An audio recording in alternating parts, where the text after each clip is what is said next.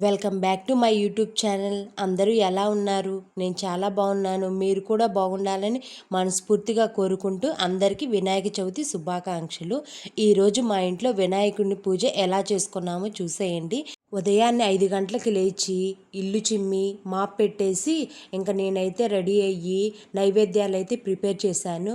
ఈరోజు నైవేద్యాలు వచ్చేసి దద్దోజనము, గారెలు, పులిహోర, వినాయకుడికి ఎంతో ప్రీతికరమైన వండ్రాళ్ళు అయితే ప్రిపేర్ చేశాను. ఈ వండ్రాలని కొంచెం స్పెషల్గా ఉండాలని చెప్పి నేను మార్కెట్కి వెళ్ళినప్పుడు మమ్మూస్ చేసేదైతే తీసుకొని వచ్చి దానిలో అయితే చేశాను. దానిలో స్టఫింగ్ అయితే కొబ్బరి తురుముని బెల్లంని నెయ్యిలో వేసి వేయించి దానిలో స్టఫింగ్ అయితే పెట్టాను. ఇంకా పొంగలైతే పొంగించుకొని ఇంకా పూజకి అయితే రెడీ అయ్యాము. మేము ఈ పూజని యూట్యూబ్ ఛానల్లో చూసి అయితే చేసుకున్నాము. వారి పేరు చెప్పొచ్చు చెప్పకూడదో నాకైతే తెలియదు, అందుకని చెప్పి పేరు అయితే చెప్పడం లేదు. ఒక అయ్యగారు అయితే ఇద్దరి దంపతులను కూర్చోబెట్టి పూజ చేస్తూ ఉన్నారు. ఇంకా అది చూసి అయితే నాకు చేసుకోవాలనిపించి మేము కూడా అలాగే చేసుకున్నాము. అయ్యగారు చెప్పిన ప్రతి వస్తువు తెచ్చుకొని దగ్గర పెట్టుకొని లెగవకుండా అయితే పూజ అయితే చేసుకున్నాము. మేము నలుగురం కూర్చొని చేసుకున్నాము. మా వారు, నేను, మా పిల్లలు అందరం కూర్చొని అయితే ఈ పూజ అయితే ప్రిపేర్ చేసుకున్నాము. లేట్ అయినా పర్వాలేదు, ప్రశాంతంగా చేసుకోవాలని చెప్పి నిదానంగా అయితే ప్రిపేర్ చేసుకున్నాము. పొద్దున్నే హడావిడి అయింది కానీ పూజ అయితే ప్రశాంతంగా జరిగింది.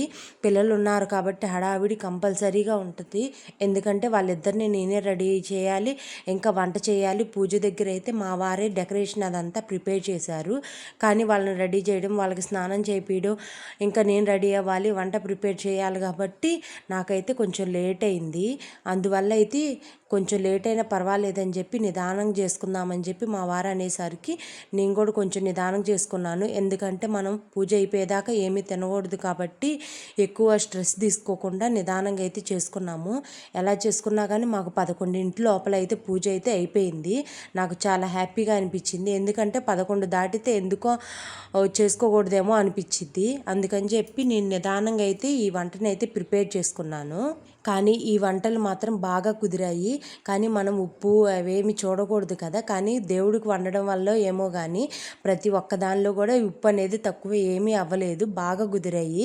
మమ్మూస్ మాత్రం బాగా కుదిరాయి. నేను ఎలా చేశాను ఏందనేది షార్ట్ వీడియో పెట్టాను, చూడండి. కావాలంటే కింద లింక్ ఇస్తాను. లింక్ నొక్కగానే డైరెక్ట్గా ఆ షార్ట్ అనేది ఓపెన్ అవుతుంది. అయ్యవారైతే ఎంత చక్కగా చెప్పారో నాకు చాలా మంచిగా అనిపించింది. ఈ పూజ చేసుకుంటున్నంతసేపు అయ్యవారు మా పక్కనే కూర్చొని మాతో పూజ చేస్తున్నట్టు అనిపించింది. నాకు చాలా మనశ్శాంతిగా అనిపించింది. ఇంట్లో అంతా పాజిటివ్ ఫీలింగ్గా అనిపించింది. అయ్యవారికి అయితే 116 అయితే చెల్లించాము. దేవుడి దగ్గరగా అయితే కంపల్సరీ పెట్టుకుంటాము. కానీ అయ్యవారు మన దగ్గరే లేరు కాబట్టి ఫోన్పే అయితే చేశాము అయ్యవారికి. ఇందులో నాకు ఏదైనా బెనిఫిట్ ఉంది అంటే ఆ రోజు ఉదయం నుంచి సాయంత్రం వరకు వర్షం పడుతూనే ఉంది. మా వారైతే ఏ ఫోను రాలేదు, బయటికి అయితే వెళ్ళలేదు. అందుకని ఇంకాస్త ప్రశాంతంగా చేసుకున్నాము. నాకు అందువల్లనే ఇంకాస్త పాజిటివ్ ఫీలింగ్గా వచ్చింది. ఈ వినాయకుడు అయితే నాకు చాలా చాలా బాగా నచ్చాడు.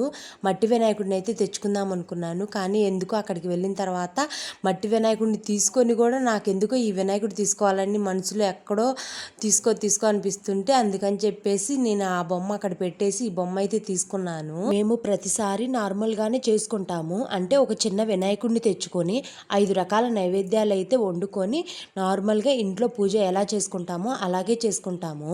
కానీ మొదటిసారి అయ్యవారి వీడియో చూసుకొని చేశాము, మంచిగా అనిపించింది. కానీ మా వారు ఏమి కోరుకున్నారో ఏమో కానీ గట్టిగానే కోరుకున్నారు. ఒక్క దెబ్బతో కాయ అయితే పగిలింది. బాగా అనిపించింది, మంచిగా అనిపించింది. మనం ఎంత బాగా చేస్తామో, ఎంత నిష్టగా చేస్తామో అంతే ఫలితం ఉంటుందని నేను బాగా నమ్ముతాను. ఏదైనా మనం దేవునికి ఇచ్చామంటే ఆయన మనకి 10 వంతులు ఇస్తాడని నేను బాగా నమ్ముతాను. పూజా విధానంలో కానీ నేను చెప్పిన విధానంలో కానీ ఏదైనా తప్పులు ఉంటే క్షమించండి.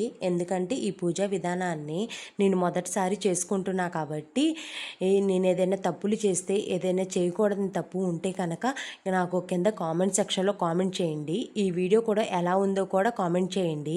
ఇంకా పూజ అంతా అయిపోయిన తర్వాత స్వామికి దండం పెట్టుకొని మా వారి చేత అక్షింతలు వేయించుకొని మా పిల్లలకు కూడా ఆశీర్వదించేసేసి మేమైతే బయటికి వెళ్ళి కొన్ని ఫొటోస్ అయితే దిగేసాము.